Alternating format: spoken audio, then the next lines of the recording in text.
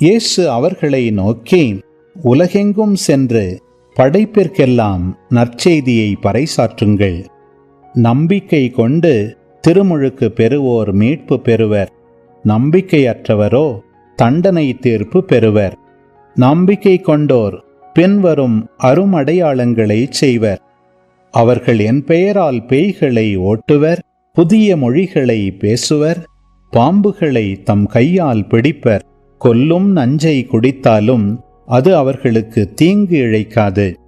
அவர்கள் உடல் நலமற்றோர் மீது கைகளை வைக்க அவர்கள் குணமடைவர் என்று கூறினார்.